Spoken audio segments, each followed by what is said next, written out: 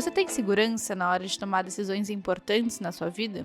Você se sente paralisada? E se eu te disser que tem como a gente simplificar um pouco isso? Olá, este é Em Busca da Rotina Perfeita, experiências reais de uma pesquisadora em comportamento humano. Meu nome é Julia Testori, @JuTestori, e esse podcast surgiu para aprofundar tudo que não pode ser dito em 15 segundos de um story. Durante os próximos minutos, a gente vai navegar por algum dos temas que eu tenho pensado na hora de estudar sobre a minha rotina, para quem sabe te ajudar a entender um pouco mais sobre a sua rotina também. Esse episódio está sendo gravado só em áudio, porque estamos em viagem, como já aconteceu em outros episódios desse podcast. E quem tá aqui comigo, de novo, é o Arthur. Oi, Arthur.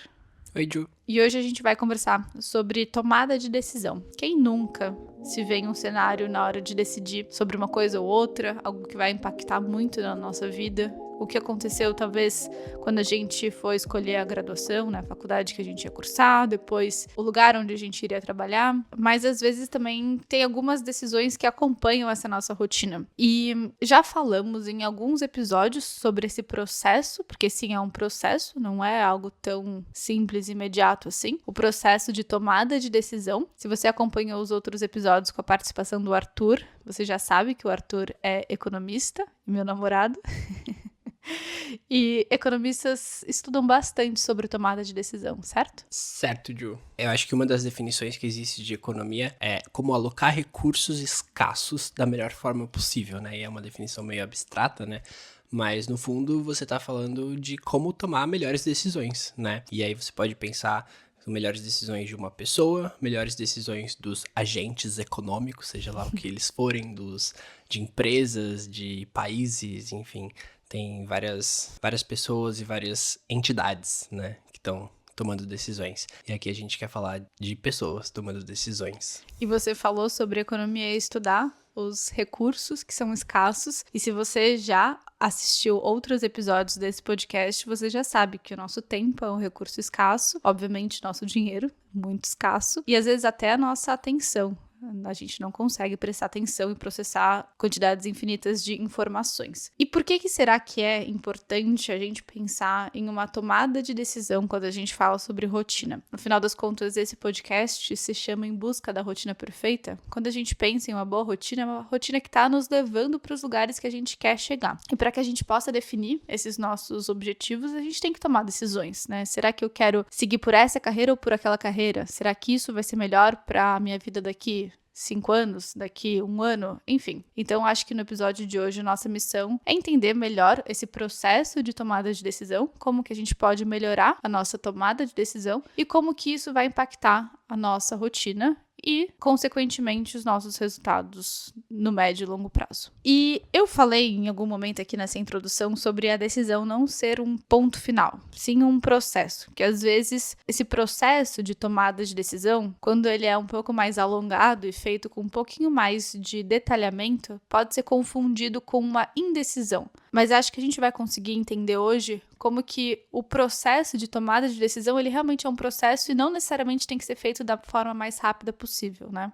Sim, acho que talvez a gente possa pensar que existem vários tipos de decisão que a gente tem que tomar, ou então vários cenários em que a gente tem que tomar uma decisão, né? E tem decisões que a gente tem que tomar na hora, né? Então, por exemplo, aconteceu uma emergência que a gente não esperava e a gente tem que decidir como reagir aquela emergência, né? E aí, se a Ju quiser inserir um exemplo, eu não consigo pensar em nenhum. Eu tenho um ótimo exemplo, inclusive. A gente tá agora no interior do Mato Grosso do Sul. E aqui aconteceu, quando eu era menor, um episódio muito curioso. E eu acho que pode se encaixar nesse exemplo que você comentou. Uma vez eu tava jogando com meu irmão War, só eu e ele. E teve um momento que ele tava brincando, ele era pequeno, brincando com uma faca e foi guardar a faca na bainha, acho que chama bainha. E na hora que ele fez o movimento de guardar, ele aparentemente se cortou, mas ele deu uma escondida na mão, olhou pra mim e falou assim: Ju, acho que tem muito sangue aqui. E eu tinha, sei lá, uns 14 anos, 13 anos. E de forma muito, muito, muito intuitiva, assim, sem pensar, realmente de forma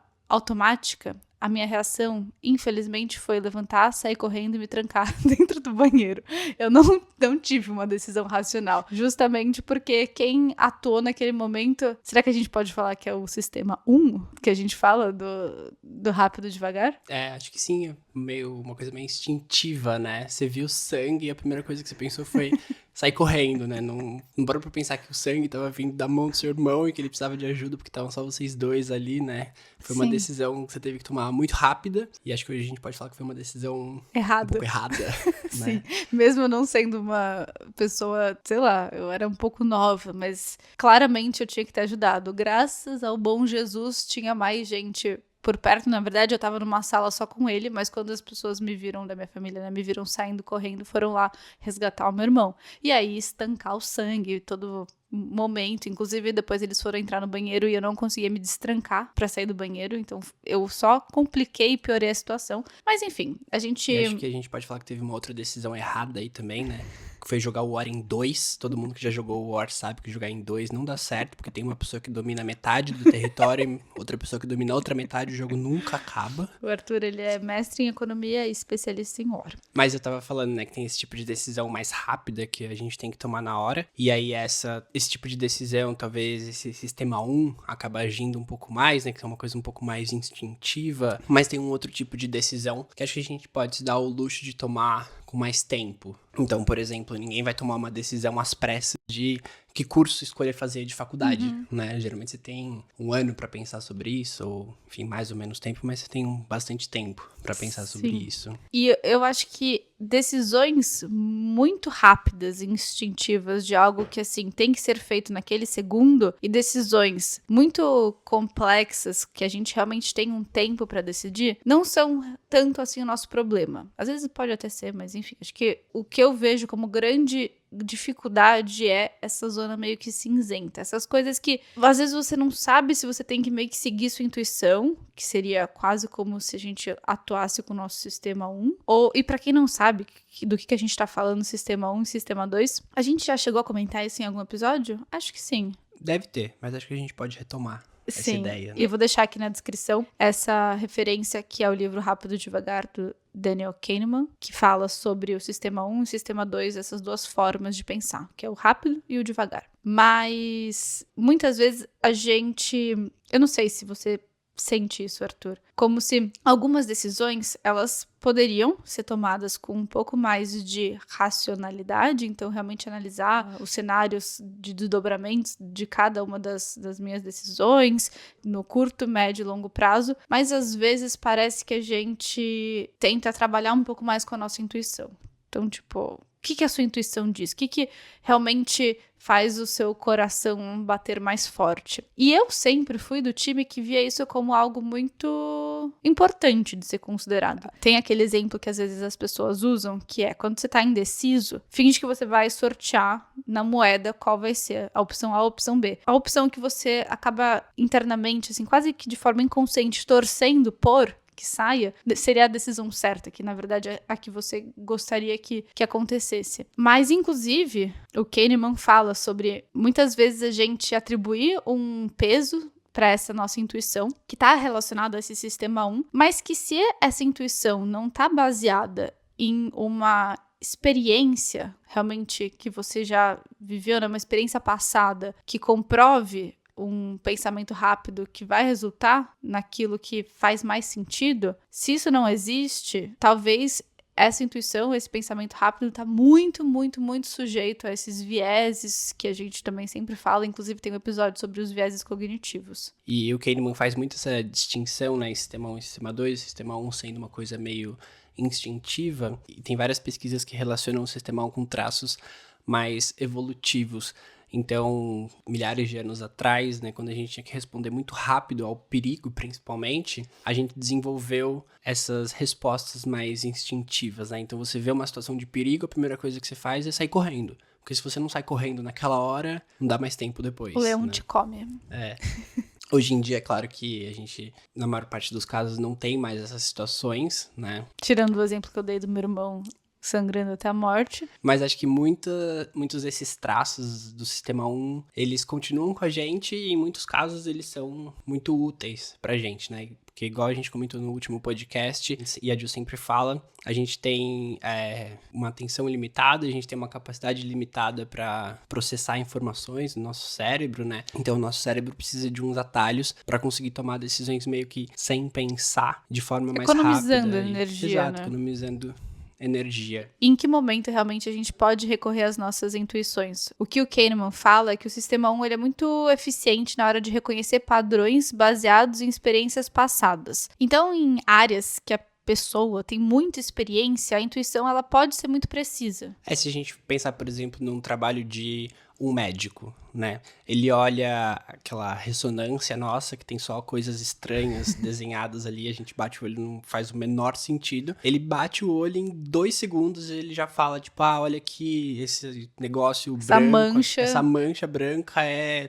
tal coisa, tal doença. Ou então, tipo, bate o olho num negócio que tá super estranho pra gente e fala, não, tá tudo normal, você não tem nada. Né? Mas o que significa isso? Significa que ele treinou tantas vezes o olho dele que aquilo virou uma coisa instintiva, né? Ele não precisa parar pra olhar e analisar e lembrar das aulas da faculdade dele. Não, ele já fez aquilo milhares de vezes. É uma coisa natural pra ele bater o olho, reconhecer o padrão e falar, tipo, é tal coisa que tem aqui. E esses são os casos em que a nossa intuição pode ser bastante útil no nosso dia a dia e que realmente faz sentido recorrer à nossa intuição, a esse Sistema 1. Mas acontece que muitas vezes, quando a gente recorre à nossa intuição, a gente não está falando de casos em que a gente tem uma experiência vasta que pode realmente resultar em uma intuição precisa. E a gente vai falar um pouco sobre esses casos, que são decisões em que a gente talvez precise de um tempo um pouquinho maior para analisar de forma um pouco mais racional a situação, para recorrer justamente a esse Sistema 2, que consegue analisar, refletir e escolher de forma um pouquinho mais cuidadosa. E para a gente pensar sobre essas decisões que precisam de um pouco mais de tempo, a gente precisa realmente criar na nossa rotina esse hábito de pensar um pouco mais antes de agir e tomar decisões e conseguir avaliar quais são as situações em que eu realmente preciso tomar um pouco mais de tempo e quais são as decisões que eu posso tomar de forma um pouquinho mais intuitiva, mas boa parte da forma como eu crio a minha rotina e crio o método Rotina Perfeita e ensino dentro do clube sobre o processo de planejamento de uma boa rotina tem a ver com criar esses espaços de um pouco mais de clareza mental para tomada de decisão um pouquinho antes daquilo estar realmente acontecendo. Então, se, por exemplo, eu tenho 10 tarefas para fazer essa semana e eu tenho tarefas, essas 10 tarefas são coisas do trabalho, da faculdade, com níveis de prioridade diferentes. Se eu deixo para tomar a decisão do que eu vou fazer agora, por onde que eu vou começar, será que eu vou ficar focada nessa tarefa até terminar ou será que eu tenho que focar um pouco nela e focar um pouco na outra? Se eu deixo para tomar essas decisões no caminho, talvez essa decisão não seja tão precisa e tão eficaz quanto tomar essa decisão em um momento que eu tô com um pouquinho mais de clareza mental, como, por exemplo, o momento que eu vou sentar com calma para analisar minha semana e planejar minha semana. E acho de outra coisa legal de entender sobre o Sistema 1 e o Sistema 2, né? E o Sistema 1 é isso que a gente falou, é esse modo mais rápido de pensar, e para isso nosso cérebro cria o que a gente chama de heurística, né? Que a gente pode entender como se fossem esses atalhos que a gente tem falado, né? E em várias situações eles são muito úteis pra gente, porque economizam energia e fazem com que a gente tome essas decisões mais rápidas, mas às vezes eles fazem com que a gente tenha alguns vieses, né? Então a gente pega essa heurística, aplica numa situação que a gente não deveria estar aplicando, né? E a gente toma uma decisão errada só porque a gente teve esse atalho que levou a gente para um caminho errado. E aí acho que uma das coisas legais é entender um pouco melhor, né, quais são essas heurísticas, essas formas que o nosso cérebro tem de tomar decisão, e a gente vai comentar um pouco mais aqui no episódio, para entender quando que faz sentido você parar, analisar um problema com um pouco mais de calma também, e ver se você não tá incorrendo nesses vieses, né, se você não deveria pensar um pouco mais sobre aquilo, olhar o problema de um outro jeito, e enfim, ter um pouco mais esse espaço de clareza mental para tomar uma decisão. E eu sempre falo aqui que às vezes pode dar essa sensação de pra que eu tô dedicando tanto tempo a entender os processos, entender como que eu tomo uma decisão, entender vieses, heurísticas, sistema 1, sistema 2. Acontece que a partir do momento em que você entende um pouco mais do processo e quase que acaba conhecendo as regras do jogo em que a gente vive e acaba jogando, a gente consegue tornar aquilo que antes era invisível em algo visível. Então, muitas vezes o primeiro passo para que a gente possa conseguir contornar alguma dificuldade, seja de escolhas, seja de organização, de rotina, de hábitos, o que for, normalmente o primeiro passo é entender qual que é o processo que está acontecendo, para aí então estar pronta para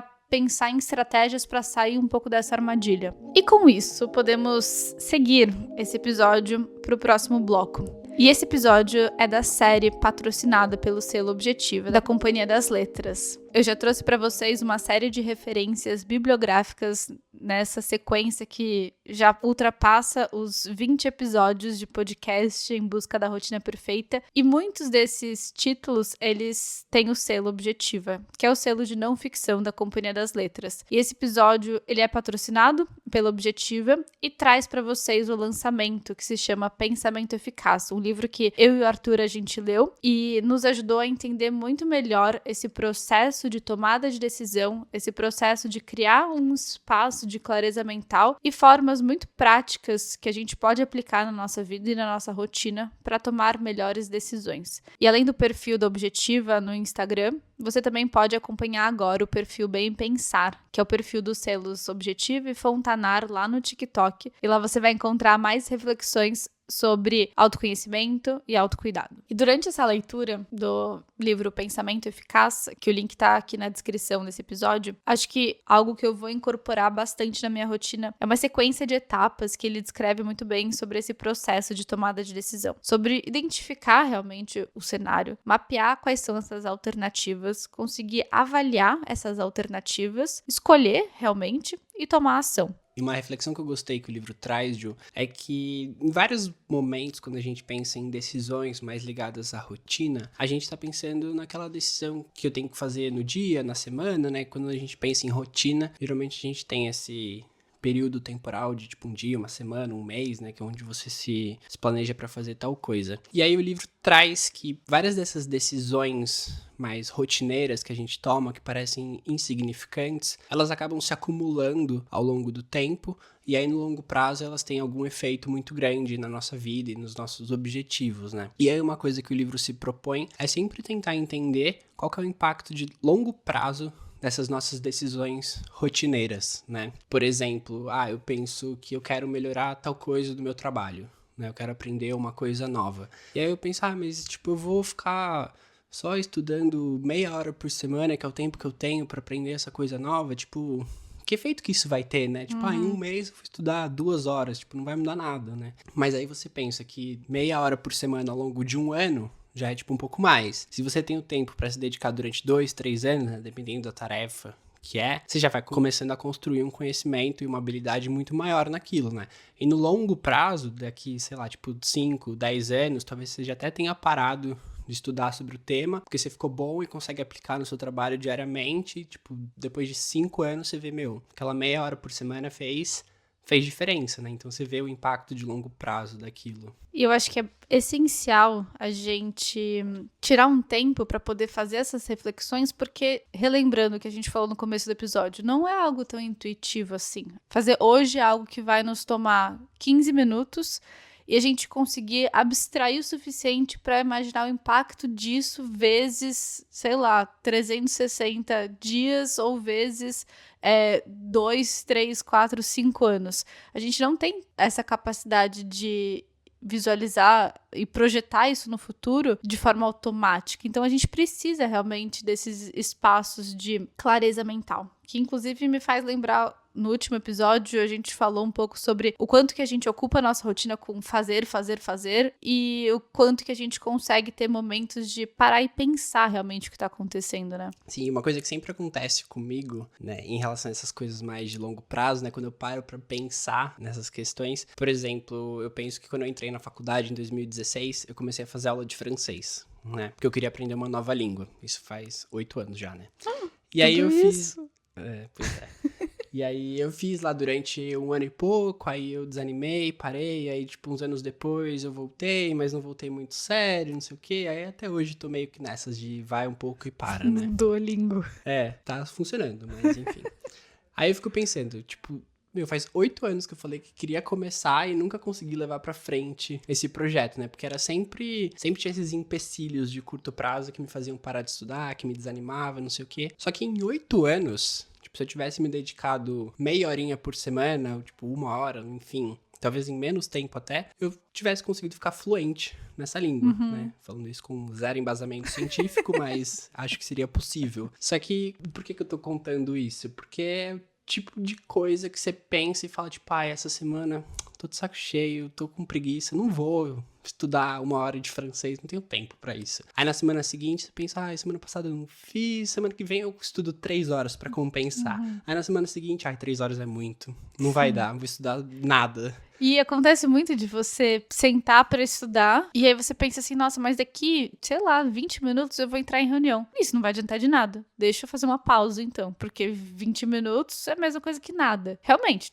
20 minutos não vai te tirar do lugar que você tá. Mas não é sobre 20 minutos, né? É sobre inserir isso na sua rotina. E algo que eu consegui trazer bastante dessa leitura é criar realmente um passo a passo ou um guia de como tomar boas decisões. Porque falamos aqui sobre as heurísticas, falamos aqui sobre esse espaço de clareza mental, falamos aqui sobre uma das formas de tomar boas decisões é meio que tentar projetar isso no longo prazo, mas ok, como que a gente pode pegar uma situação em que tem várias alternativas e tomar boas decisões? A gente vai considerar aqui um exemplo. Quer você esteja no trânsito, lavando louça ou fazendo academia, tente imaginar essa situação realmente como um joguinho e pensar qual que é a melhor situação para essa nossa personagem fictícia, que é a Maria. Esse exemplo, só para vocês saberem, tá nesse livro, Pensamento Eficaz, na página 134. Imagina que existe essa personagem, a Maria,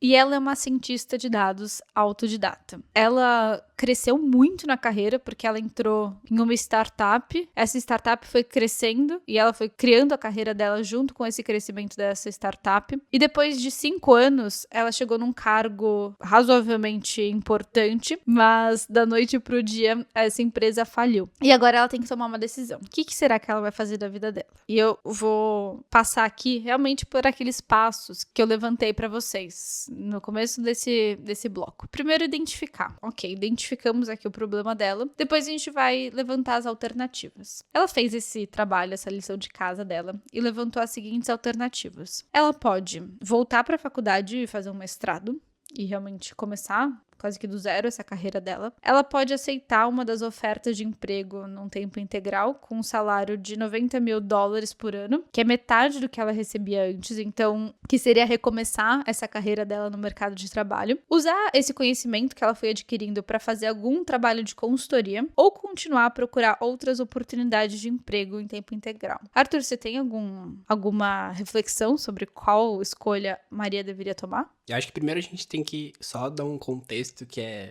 talvez um exemplo meio fictício do livro, né? E um exemplo para os Estados Unidos, onde esse salário de $90 mil para quem tá começando a carreira faça muito sentido, né? Sim. E a gente pode trazer para nossa realidade aqui, que talvez seja um pouco diferente. Mas eu vou voltar para a faculdade. Voltar para a faculdade e fazer mestrado. Então o Arthur, ele pulou a etapa de avaliação das alternativas. E realmente, às vezes a gente tenta seguir um pouco. Não tô falando que foi o que você fez, Arthur, porque eu te coloquei sob pressão. Mas às vezes a gente pensa nessas situações e tenta assim, mas o que intuitivamente a gente faria, né? Enfim, sem parar pra analisar. E aí, eu achei muito legal que ele usa esse exemplo para analisar exatamente esse caso, e eu trouxe como caso fictício, mas na verdade é um caso real. Só que, enfim, e ele situa aqui esse caso como sendo a filha, acho que de um amigo dele. E o que ele faz? Ele, tá bom, então vamos avaliar os resultados imediatos de cada opção. E aí ele começa a avaliar. Tá, se a Maria voltar pra faculdade,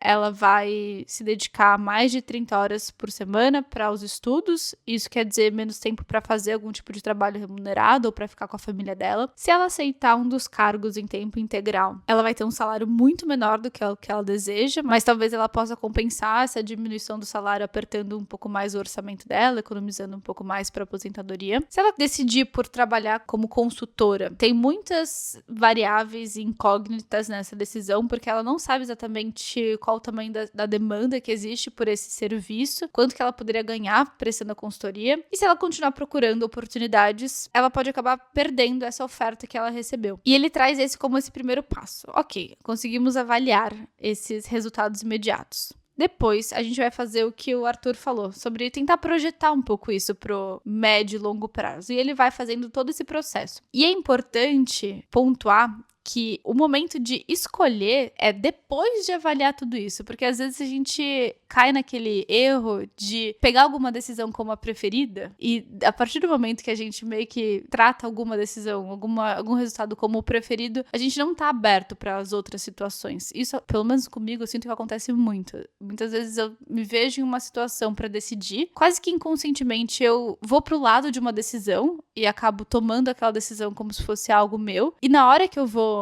avaliar realmente, colocar de uma forma um pouco mais objetiva os prós e contras, parece que eu tenho que defender aquela opinião que eu em algum momento estabeleci. E eu acho que essa ideia, né, de tentar postergar a decisão o máximo possível pra não ter esse apego. Quando eu vi essa ideia, eu fiquei pensando muito numa outra coisa que a gente fala muito, né, que a partir do momento que você tomou a decisão, você não pode olhar pras alternativas e você pensa, essa é a decisão que eu tomei, tipo, eu vou com ela porque é a melhor decisão e a decisão certa, né, como se tivesse até um script pra você tomar a decisão, né, tipo, até o momento que você precisa tomar a decisão, você não escolheu nada, então, tipo, tudo é uma possibilidade, vamos ver o que é melhor, e enfim, né. A partir do momento que você tem que tomar a decisão, você toma a decisão e, tipo, o resto é resto, ignora, é passado, nunca existiu, né? Então você vai só com aquilo e pronto, é a melhor decisão que existe. Eu acho que talvez seja legal pensar nesse... São duas coisas meio opostas, né? Que uma você faz antes de tomar a decisão, outra você faz depois, e acho que te ajudam a ter mais segurança que essa decisão vai ser a melhor possível. E às vezes a gente também cai no erro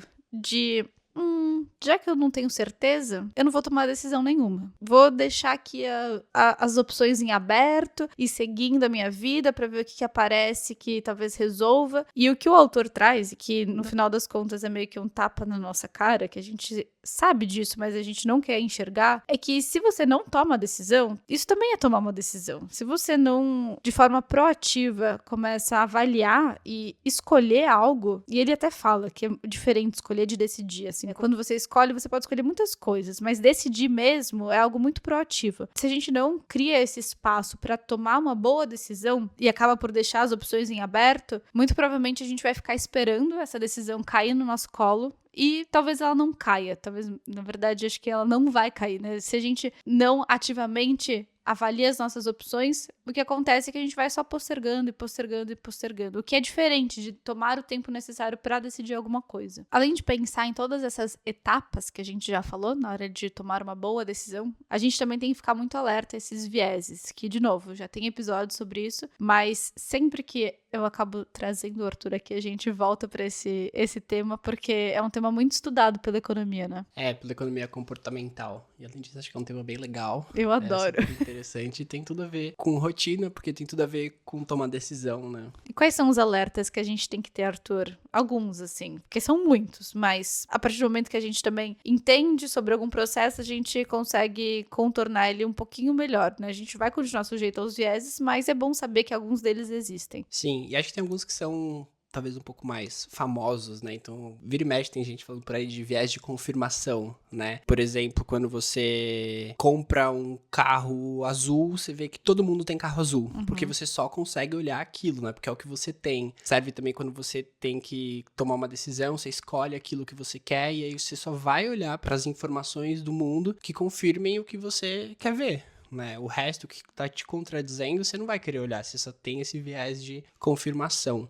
Né? Talvez a gente possa trazer alguns outros aqui que, enfim, compõem esse conjunto de vieses que a gente está sujeito.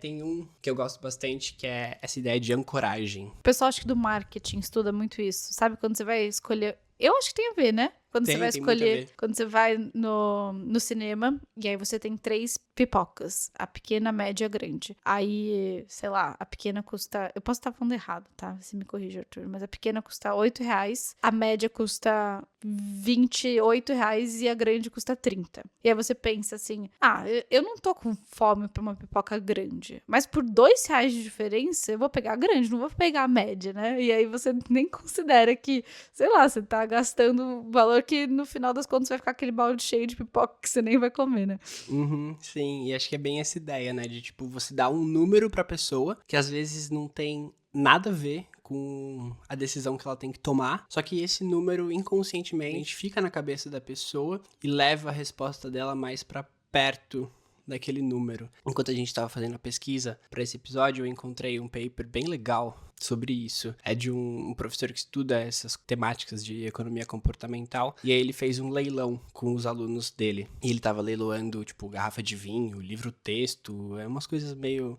aleatórias, Achou né? em casa, né? Tava sobrando. Mas como que funcionou isso? Ele pediu primeiro para os alunos escreverem numa folha de papel os 2 últimos números do RG deles, né? Que nos Estados Unidos era, acho que Número social, né? da Seguridade Social, né? Mas tipo do RG. E aí os alunos escreviam os últimos 2 números, então tipo 88, e ele tava leiloando lá um livro. Aí ele perguntava pros alunos: você compraria esse livro pelos 2 números que você escreveu? Então, se eu escrevi 88, seria pra comprar por 88. Se a Ju escreveu por 10, seria pra comprar por 10. Aí, beleza, os alunos respondiam. Depois ia ter o leilão que os alunos iam ter que dar um lance no livro. O que acontecia? Os alunos que tinham esse número mais alto, eles chegavam a dar lances muito mais altos. Na média, eles estavam pagando, tipo, mais de 300% a mais pelo mesmo item. Só porque... Isso é muito absurdo, né?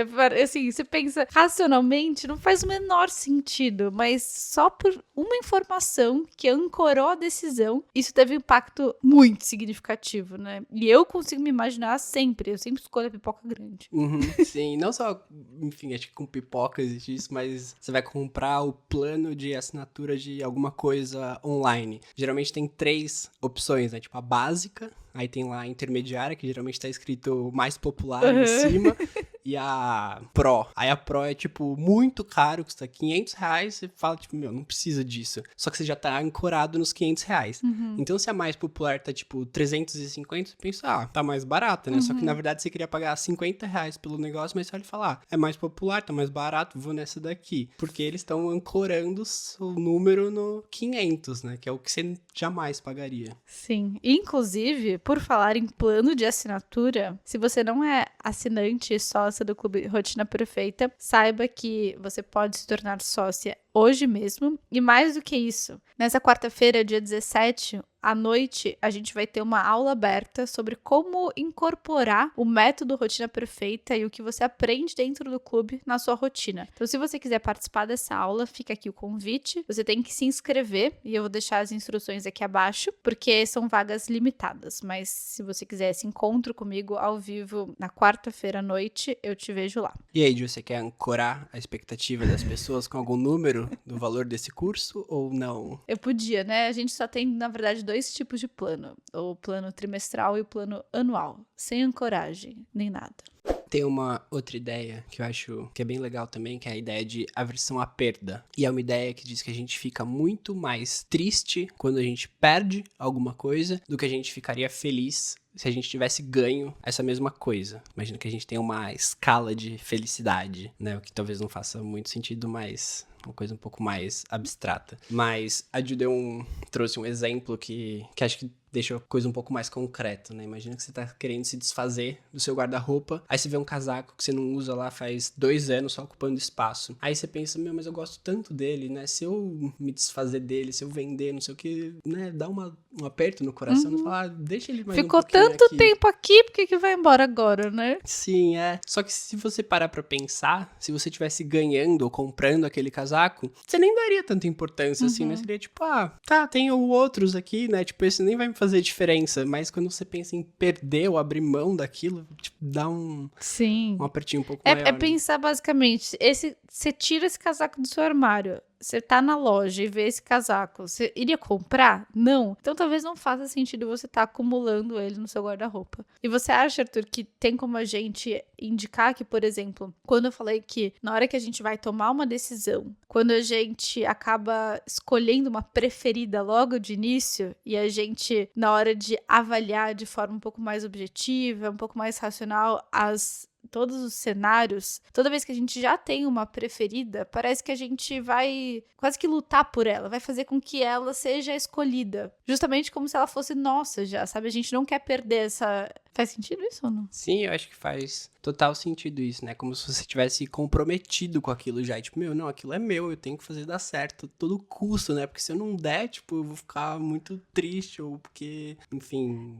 Eu consigo muito imaginar que, por exemplo, a gente tem que tomar uma decisão, aí a gente tem essa nossa preferida, mas que a gente ainda diz pra todo mundo, ainda estou indecisa. E aí você vai conversar com alguém, e alguém com uma visão externa fala assim, olhando pros fatos, acho que a melhor decisão é a decisão B, sendo que a que você já tinha escolhido inconscientemente era A. E parece que você começa a defender outra opção, sabe? E outra pessoa provavelmente vai pensar assim, se você já decidiu, por que você tá perguntando a minha opinião, sabe? Porque é quase como se você já tivesse algo que você não tivesse disposto a perder. Porque a gente realmente nunca vai querer perder aquilo que é nosso. E para finalizar o episódio de hoje, vamos para os nossos exercícios, para que a gente consiga aplicar na prática o que a gente conversou hoje. Então, a minha sugestão é que você pense em algum problema atual que você está enfrentando, alguma decisão que você tem que tomar. O primeiro exercício tem muito a ver com o que a gente falou sobre avaliar quais são essas alternativas para tomar uma decisão com muito mais informação do que seria uma decisão mais intuitiva. Então, você vai pensar nessa decisão importante do seu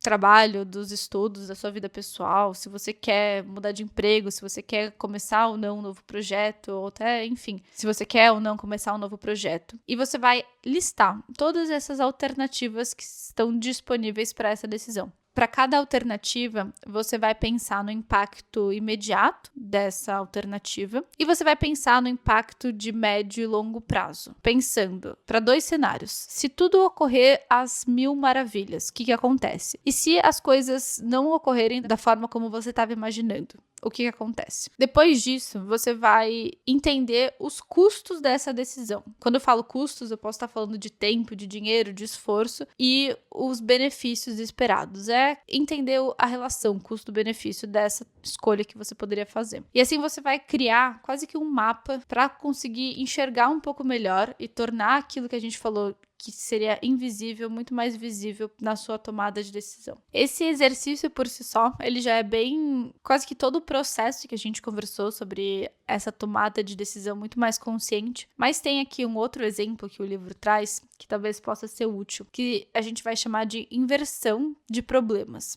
Você vai pensar em alguma meta que você quer alcançar e é basicamente entender, será que eu devo colocar um esforço nessa meta para conseguir cumprir com essa meta ou será que eu vou desistir dela e abandonar esse meu objetivo? Você vai fazer o exercício de pensar, o que aconteceria se eu não atingisse essa meta, se eu não conseguisse concluir esse objetivo? E dessa forma a gente consegue se desapegar um pouco também de tudo que a gente às vezes já investiu para aquela meta, porque muitas vezes, só por a gente ter alocado um tempo, recurso, dinheiro em algum projeto, a gente tem muito apego a ele e não quer abrir mão, então realmente desistir. A partir do momento que a gente pensa, qual que é o impacto realmente dele? O que será que aconteceria se essa meta ou esse objetivo não fosse cumprido? A gente consegue entender muito melhor esses impactos. E com isso, finalizamos o nosso episódio sobre tomada de decisão. Espero que com essa conversa você consiga ter mais ferramentas na hora de tomar uma boa decisão e sempre tentando criar esse espaço de clareza mental para que a gente possa analisar sempre que possível de forma um pouquinho mais racional decisões que podem ter um impacto muito significante na nossa vida e na nossa rotina. E eu te vejo na próxima segunda. Tchau, tchau!